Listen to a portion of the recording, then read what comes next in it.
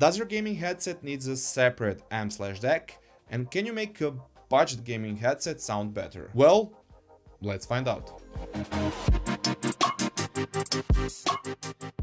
Hi guys, Matthew here and welcome back again to my channel.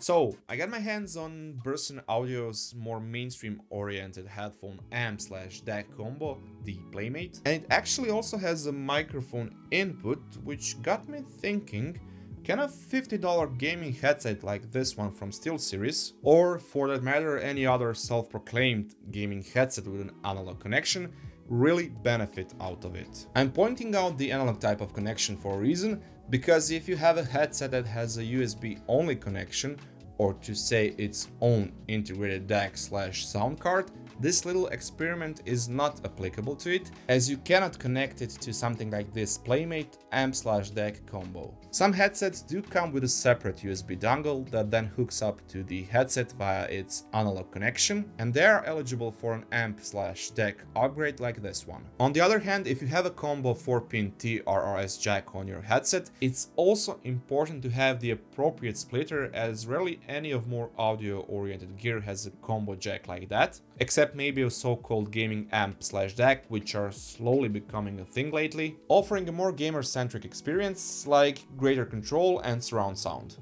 Anyhow, let's check out the Playmate a bit more up close. As with any other headphone-oriented amp/DAC, the input layout is pretty simple. On the front we have a 6.3mm TRS jack, next to it a 3.5mm microphone in, an OLED screen with info and some basic menu options, like choosing the low or high gain mode, digital filters, jitter suppression, emphasis feature, and so on. Navigating through it is done using this small button and this big knob right next to it, which, although made out of metal and feels sturdy, has some play to it.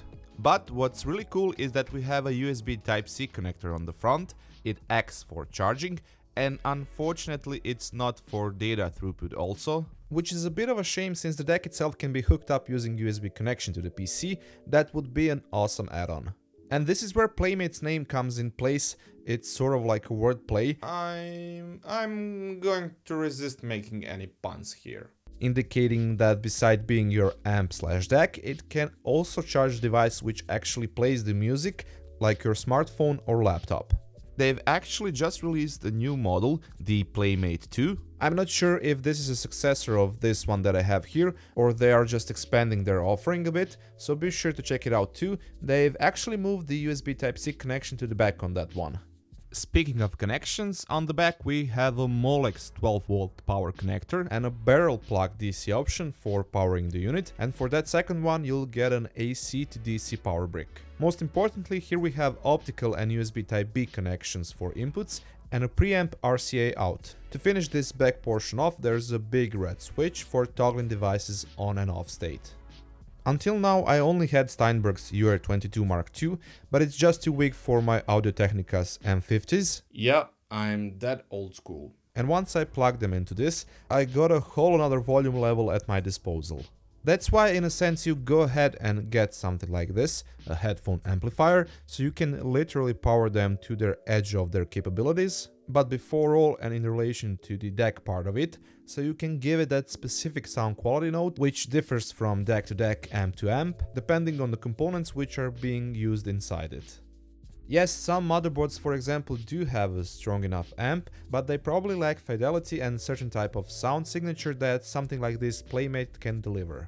Segueing into a similar topic, Burson Audio also offers an option to change its op-amps by popping the top cover, so you can further form the soundstage just a tad bit more to your liking. They are hot swappable thanks to the DIP8 sockets, meaning you can choose to put different ones from their own portfolio or from others, which in result changes the sound profile on the output. Anyhow, it's easy to plug in high-end headphones into this, but, and I know this would probably be a big no-no in general, just stick with me for the sake of this pseudoscience. What about driving a budget gaming headset for audio listening and your microphone recording using something like this? This audio recording was done through the microphone input of the Burson Audio Playmate itself, without any post-production work done to it, so just a clean audio file. And this one was done through the motherboard's onboard sound card. Which one sounds better to you?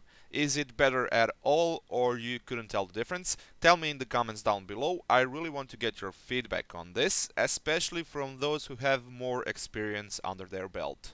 As for the listening experience, Playmate uses ESS Technologies mobile audio DAC, ES9038Q2M, eLNA capacitors, Dale resistors, and Toshiba's transistors, and all of these builds, and I know this will sound like a cliche, a really warm sound with a higher level of clarity and details on both headphones, especially in the mids and lows, even with Audio-Technica's headphones, which are known to be really flat.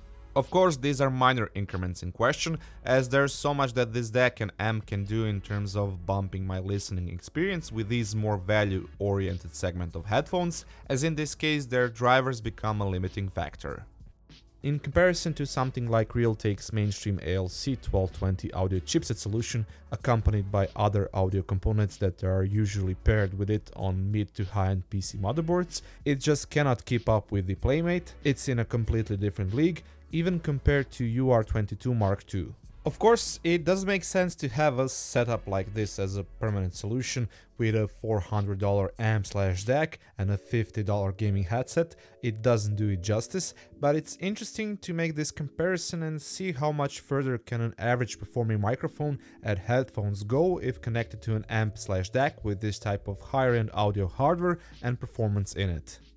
So yes, you can have an amp and a DAC solution for your gaming headset, but that requires a different approach in terms of what you have to have in order to get the best out of it. I think it makes sense that you go for a better performing standalone microphone or a headphone add-on, something like a mod mic for example, together with a proper headphones model, so regular headphones, not the gaming ones, something like Rado SR80E or Shure SRH440, then completely close the loop and enjoy the audio reproduction quality on a different level.